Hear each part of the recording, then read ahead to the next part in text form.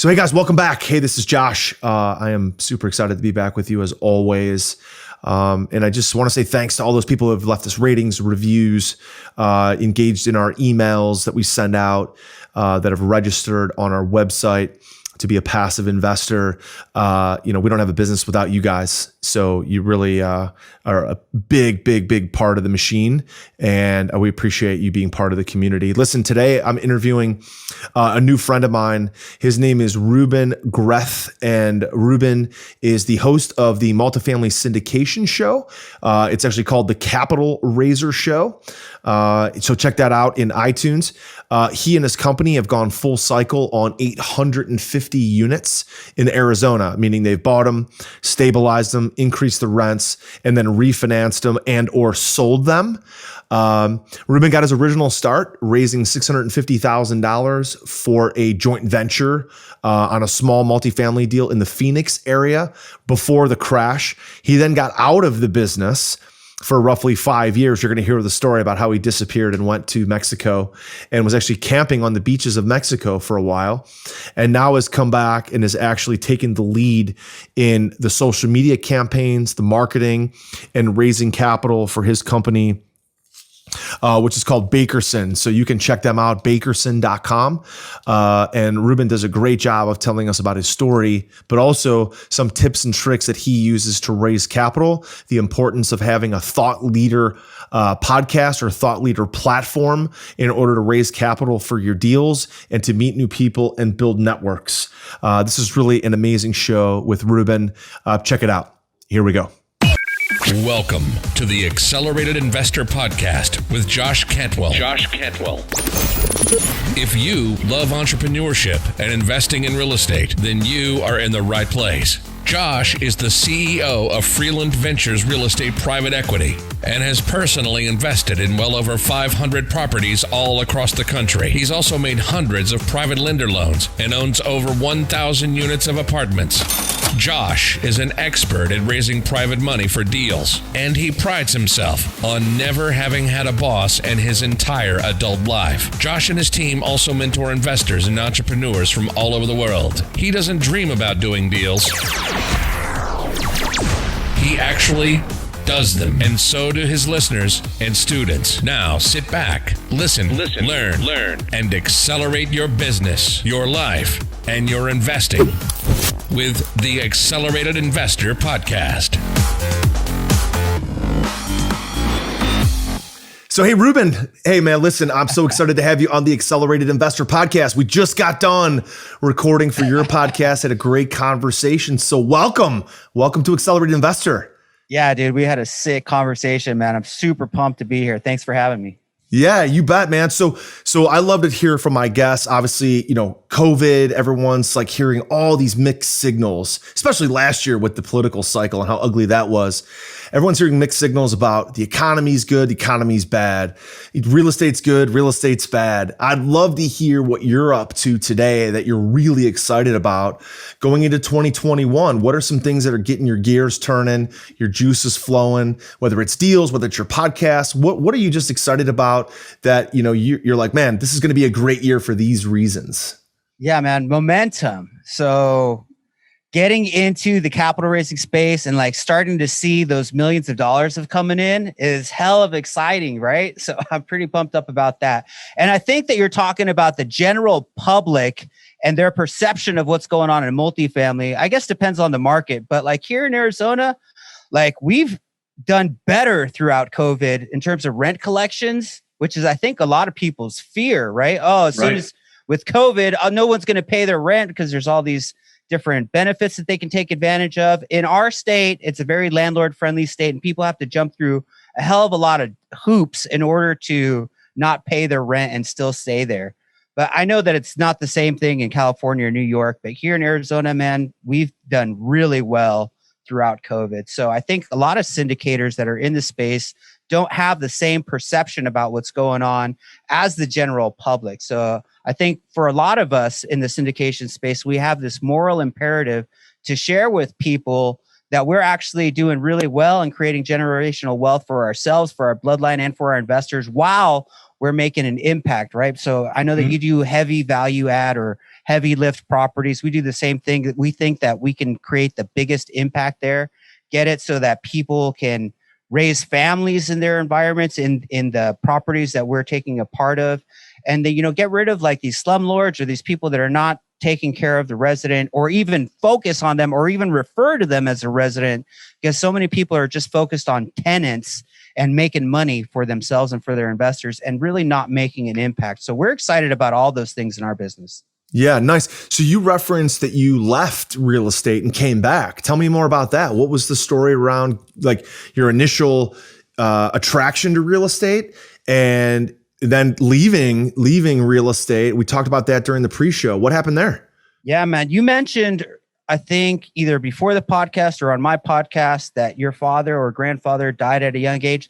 Same thing happened with me. My father died at 57 years old, but before he passed, he was a doctor, a corporal in the military, a politician. He had all these crazy things going on, but he used to drive me around to his properties in his blue Ford Explorer truck. And I used to see him, collecting the rents. And that really planted a seed with me because I wanted to be just like him. So I knew that I wanted to get into real estate at some point. And after I graduated college, got into mortgages, thinking that would be a stepping stone. I learned finance, but didn't learn anything other than how to sell a mortgage. So I found this group. They taught me a bunch of strategies. And one of the strategies that they taught was multifamily. So I'm like, this is the greatest thing ever. This is so much better than single family dwellings. And I started a meetup, and an investor came in from out of town in San Diego with a bankruptcy because he lost all his money in spec homes in San Diego, and started buying all these fourplexes during the crash. And he was of the mindset that this was going to be the biggest transfer of wealth in the history. And for real estate, it certainly looked like that was the case. So I filmed him at some projects and started posting those videos on YouTube in about 2009 through 2011, and created what now is referred to as a thought leadership platform. I did not know that that's what I had created, but right. I used this platform and raised like $600,000 to purchase, some fourplexes, threeplexes, 12plexes, and things of, of that nature. And then, he's like, Reuben, you're so good at the marketing and raising capital. Why don't you focus on that? We don't need two machines doing the same thing, underwriting the property and locking it down and whatnot. So I did. And we were going to write a book. We were going to go on tour. I got a producer in. We were going to film this pilot and pitch to A&E.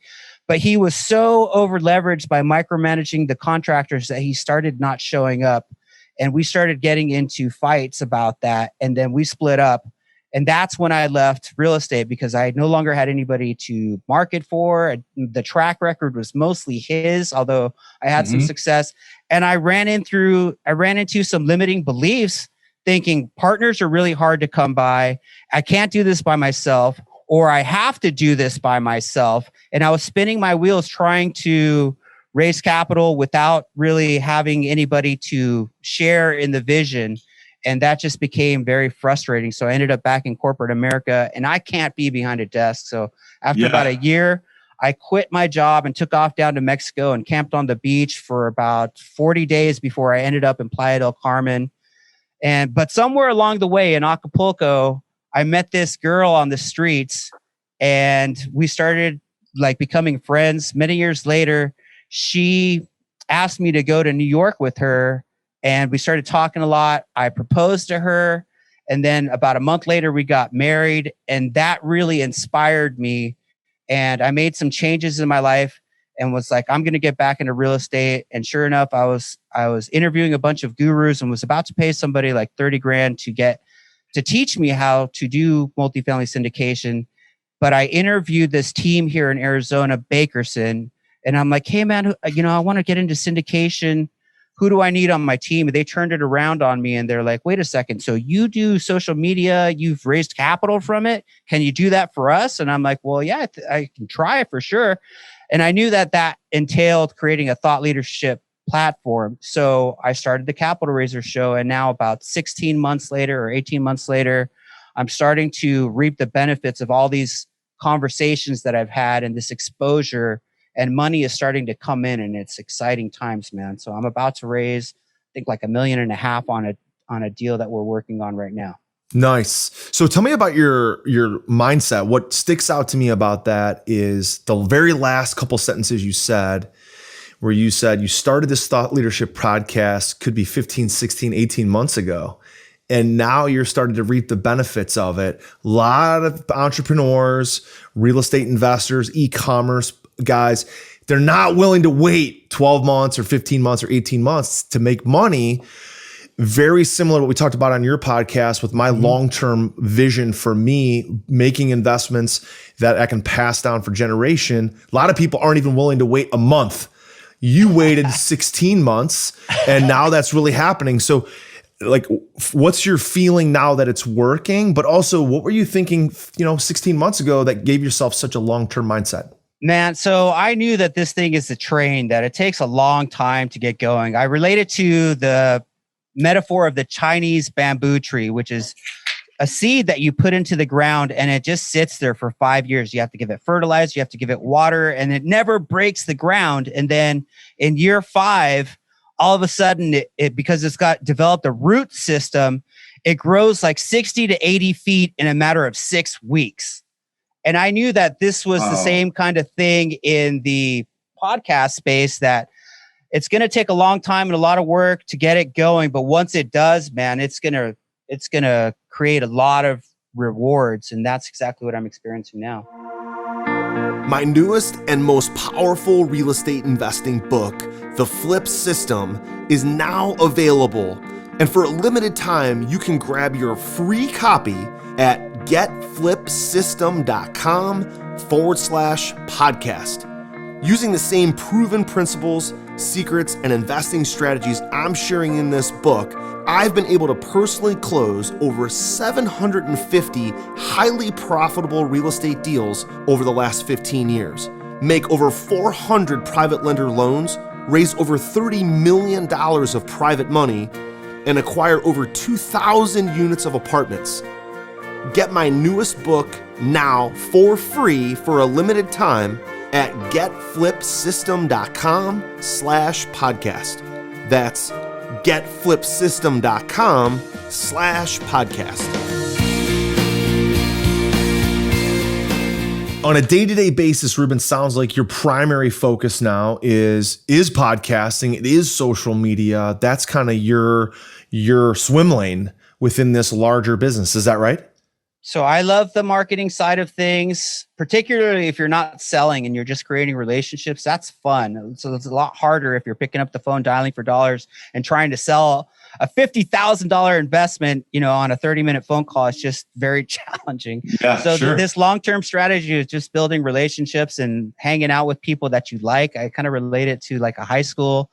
This is kind of like right. So it's like, other people in the multifamily industry. And if you relate it to high school, it's like you have some seniors that are like way ahead of you and some other people that are coming up at the same time as you. And you're just like building relationships and finding out like who are the cliques, who are the people that I like. And then once you get in with those people, then all of a sudden you can start doing business with them, raising capital from them. Or, the other thing too is, like when I came on board with Bakerson, we were raising capital backwards, where we were presenting the deal thinking if the deal's good enough, the money will come. We had exhausted our friends and family capital. And then as I started the show, I started to realize that at least in terms of limited partner capital, this is a process of nurturing people and educating them and getting them to know, like, and trust you. Right. Way before you can raise capital. And so it's very stress related environment when I walked in, because they're like, raise capital for us today. I'm like, wait, we can't raise capital today if we didn't plant the seeds yesterday. So I've been planting the seeds the entire time. And now, like I said, 18 months later, it's starting to come into existence. All this nice. money. So tell me so I've got one investor. I like to hear this story. Like, what's the investor that you're working with now that's finally investing, that took the longest to nurture? I've got a guy that's got over $1 million with us in various apartment syndications. I met him in 2015. I was introduced through a friend. We played 18 holes. He lived right on Trump National Golf Course. If he hears this, he's going to know who he is. but we laugh about it. So we played golf, and he was into it, was wanting to invest, but wanted what I would say a pretty rich deal from me, like a lot of the equity profit return. And he didn't invest at all for 3 years. Just kept nurturing him, sending him emails, would reach out to him and text him from time to time, would invite him to webinars. And finally in 2018, made an investment, $100,000. Now he's got over $1 million. You probably have people like that, right? That you're thinking like that you're starting to nurture, that are maybe kind of slow rolling you. So tell me about people like that and why, again, long-term mindset wins out.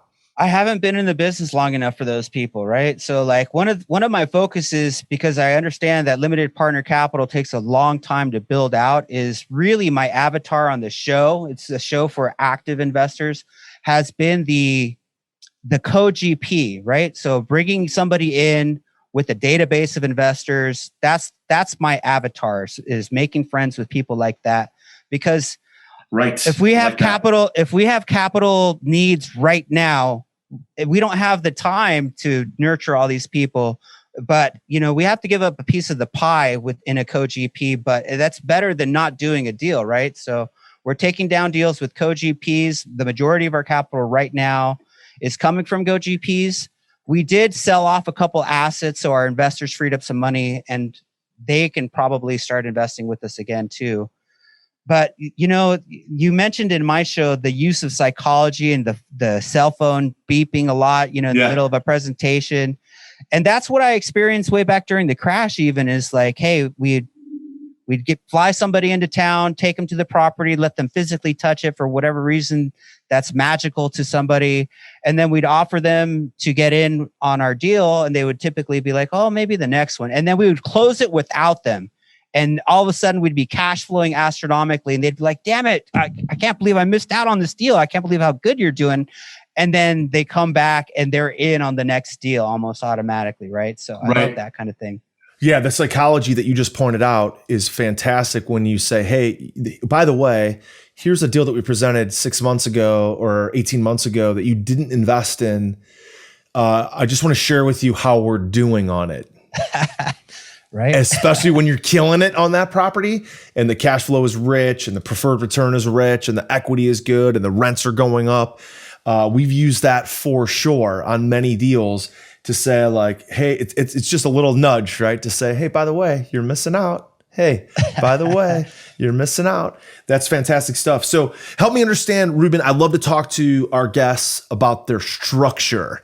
So again, this is not an offer. I want to make the disclaimer. This is not an offer to raise capital. So we got to get that out of the way. Reuben's building relationships and is a guest on the show. But I would like to hear, Reuben, about the structure of your deals. How are you buying them? Is it bridge financing? Is it permanent financing? Mm-hmm. Are you buying buildings in the pathway of progress, in the pathway of growth? Or are you doing heavy value adds? And what are some kind of bullet points around a typical LP structure? What do they get for returns? Again, we're not making anybody an offer. Let's make that clear. But what does that kind of structure look like for you? Yeah, we could talk about the business model, which I will state right up front that it's been evolving. So over the last 4 years, we've been purchasing a lot of properties in Phoenix and in Tucson that are very heavy lift kind of properties. In some cases, we've gone all the way down to zero vacancy. Now, obviously, you're not going to get agency debt on anything that's less than 90% occupied. So we use bridge financing. We purchase the property. We go in and we have a construction manager, oversees everything. We rebuild it, tenant occupy it, get it into a situation where residents can grow and have a family there, right? So clean up the neighborhood, have an impact that way. And then basically we sell it to the next investor like in 18 to 24 months with a lot of meat on the bone still, never going into full-blown agency debt financing and keeping it. So we've kind of gone through this mindset shift where, a lot of the team members are like, why do we keep on selling these? We should start keeping some of these. But like our CEO has been an adrenaline junkie, and every time he sells a property and gets that big amount of cash, return of investment, that gets him really excited the same way like a gambler in Vegas would. Yeah. But so a lot of us have been telling him, hey, let's keep some of these. So we've shifted our focus to what we now refer to as legacy investing, where we buy an asset, fix it with using bridge financing, fix it, tenant, resident occupy it, and then basically keep it forever. So some of our investors are used to investing the old school way, and they may not, they want their return pretty fast or their money back pretty fast. And we have to have a different class of investors or a different style of investors to come in. And the way that we've addressed this, because some people are like, I don't want to put my money into something forever. I'm like 65 years old. I don't know if in forever I can really reap the rewards of this. So what we do is we create a structure where in year 2 or year 4 or a combination of both of those, we refinance, get the investor the majority of their principal back, or maybe after the second refinance, the entire principal back. And they get that back because it's principal, not profits, and they can redeploy it into a new deal. But we keep those investors in the deal so they cash flow with us into the sunset, but they can redeploy their original investment into multiple deals with us or with whatever they want to do. So that's been exciting because now instead of saying, hey, we're going to keep your money forever, they just keep it in for a little while and then get their money back and can redeploy it into new deals. So typically you mentioned preferred rates. It's not too different than what a lot of syndicators do. It's a 70-30 split or 65-35, depending on the deal and how much work we're doing to it and how hard it is to acquire it, things of that nature. And then we just do an 8% pref and then a catch up. So they basically get paid before we do. And then at some point, if we get to a certain waterfall level, like 15% return, then the split switches to 50-50. And I'm not sure if the audience can follow along with that. There's definitely lots of webinars on waterfall splits and how that works, but it's not too different than what a lot of other people are doing. Are you ready to automate and explode your real estate investing? We're searching for extremely motivated individuals who are sick and tired of wasting time and want to finally see real results from their real estate investing business. We're searching for investors looking to get to the next level and become a bigger, better version of themselves while being a more successful real estate investing entrepreneur. Apply for mentoring and coaching at joshcantwellcoaching.com/podcast. That's joshcantwellcoaching.com/podcast. Reuben, now that you're back into real estate, doing it primarily on the social media side and raising capital side, if you weren't doing what you're doing now, what would you be doing? Well, I mentioned, I think that I went to Mexico. I spent a lot of time down in Playa You'd be camping in Mexico if you weren't raising capital. Well, life is so cheap down there. You can get like a, 2-bedroom, 3-bath condo about a mile from the beach for like a couple $100. And then just basically cruise to the beach, go snorkeling. Like I mentioned, I think in the previous show that like I've been in schools of barracudas. It's kind of freaky. And then there's other places where there's turtles hanging out and stingrays and things, animals like that, and all these cool little creatures underwater. And then what I really love about that area of the world is they have these things called cenotes, which are like caves of water where you can go scuba diving or snorkeling and go underneath. And like there's these systems of tunnels that connect the two caves together, and it's a magical underwater world down there.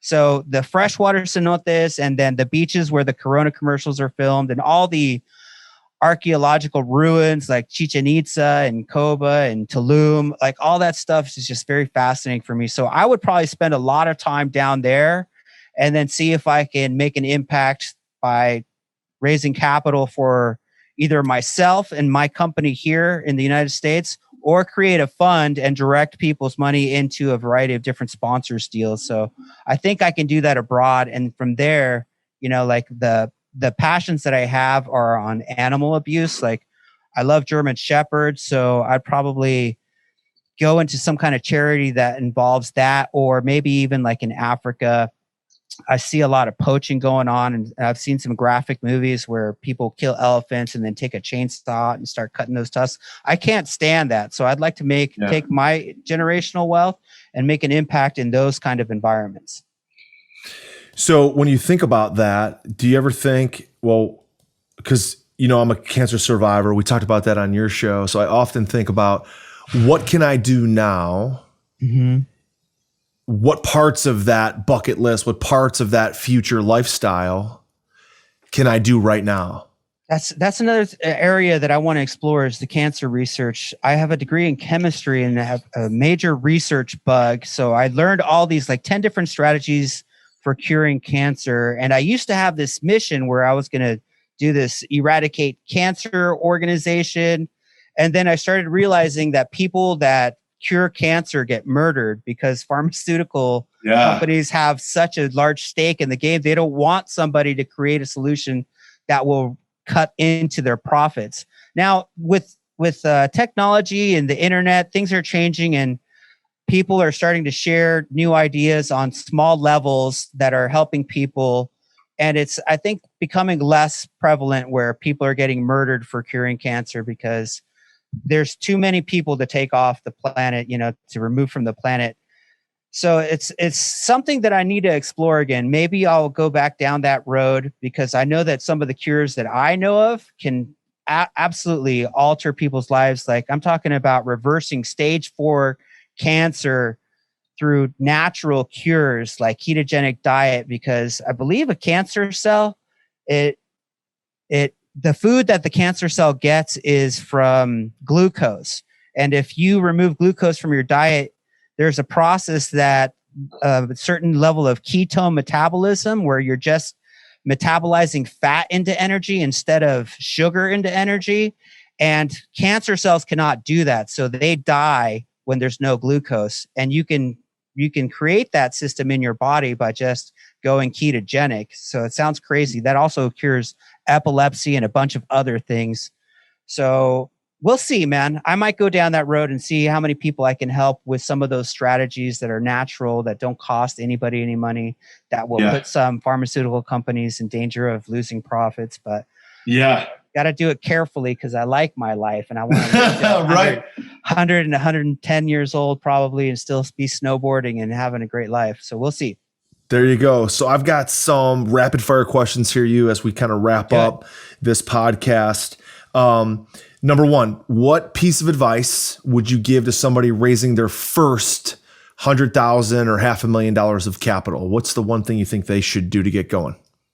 Relax a little bit and focus on creating relationships and building a huge circle of influence. So a lot of people talk about, let me figure out how to convert instead of one investor out of 10 to 2 investors out of 10. And really what they should be focused on is getting in front of 2,000 people instead of increasing their percentage change, right? So that's one of the first things that I learned. I had a mentor that taught me to build huge networks. So that's what I'm doing through the Capital Racer Show and through social media, is just building out enough relationships where raising capital becomes easier. So focus on building a huge network. Got it. Who has been the biggest and best mentor in your life and why? Wayne Dyer. Even though I've never met him and he's passed, I still study all of his work, whether it's like CDs or he's even got a couple movies, just because it helps me be and approach life from a place of peace and goodness, and also from a place of attracting things into your life and believing that you can manifest things. So that has changed my entire life perspective and allows me to talk about spirituality on my show, which is really cool because it's a real estate podcast, but I get to talk about spiritual things because it's my platform. But it's all about being a good person and being at peace and being happy along the way, because some people are so focused on the science of achievement and not the art of fulfillment that when they get their goals, they're freaking miserable. Right. So it's about enjoying the process along the way. Right. Love it. Favorite book or course, training outside of real estate that has nothing to do with real estate? The Power of Intention by Wayne Dyer. Absolutely love that book. And it does talk about attracting things and contemplating things as though you already have them. You're already connected to those things. You just have to figure out how to operate in such a way so that you can attract those things into your life. Got it. And final question, what advice would you give somebody doing their first multifamily syndication? Study a lot, know what you're doing. I guess the best advice would be, if possible, is to align yourself with somebody that's already got a track record, and either that or have a mentor at some capacity that can help you, because it's team sport. You can't do it by yourself. And I think a lot of single family flippers are so of the mindset that I have to do this by myself, that it's a major roadblock for them to scale in their business. As soon as they start embracing the team sport concept, it helps grow and scale significantly. Love it. Now, Reuben, you mentioned you guys are doing a lot of co-GP stuff, people that have databases or people that, could potentially passive invest in a deal, or just you're really looking to build your network. If people on my show, our audience, wanted to engage with you and your company, where could they find you? Where should they connect with you? So they can check me out at capitalraisershow.com, or check out our investment company, Bakerson, at bakerson.com. Or reach out to me. I'm pretty easy to find on LinkedIn. My handle on Instagram is @CapitalRaiser. You can find me on Facebook. I'm pretty much everywhere other than Twitter. So just reach out. Fantastic stuff. Awesome, Reuben. Listen, I had a great time on this show as well as your show. Thanks so much for joining us today on Accelerated Investor. Amazing, man. Thank you so much for having. I've been honored to be here. So, hey there, guys. I hope you appreciated and really liked that interview with Reuben from Bakerson. Check him out at bakerson.com. Also, check out his show, again, the Capital Raiser Show. And if you are interested in seeing some of our deal flow, deals that we have that you can invest in passively, go to freelandventures.com/passive to register on our platform. And there you can see our deals. You can get our syndication, see our private placements, and potentially invest in one of our deals. So check that out at freelandventures.com/passive. Also, if you have a deal that you are looking to partner on, we partner with other operators. Go to freelandventures.com/criteria, and you'll see the criteria of the deals that we do.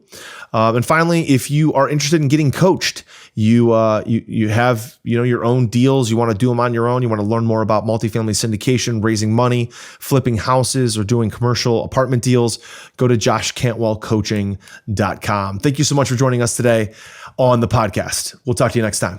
Hey, Josh here, and do you want to win a free Accelerated Investor t-shirt? All you have to do is give Accelerated Investor, our podcast, Accelerated Investor, a rating and a review on iTunes, okay? Do that now. Then send us a screenshot on Facebook or Instagram or Twitter.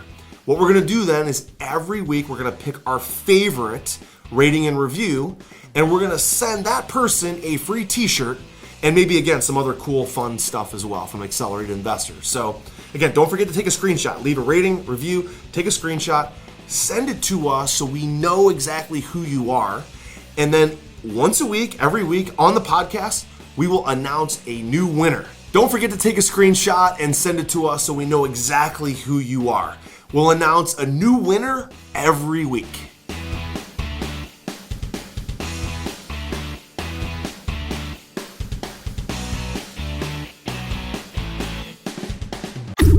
You've been listening to Josh Cantwell and the Accelerated Investor Podcast. Leave a comment on our iTunes channel and let us know what you want to learn next or who you'd like Josh to interview. While you're there, give us a 5-star rating and make sure to subscribe so you can be the first to hear new episodes. Follow Josh Cantwell and his companies, Strategic Real Estate Coach and Freeland Ventures, on all social media platforms now, and stay up to date on new training and investment opportunities to start your journey toward the lifestyle you've always dreamed of. Apply for coaching at joshcantwellcoaching.com.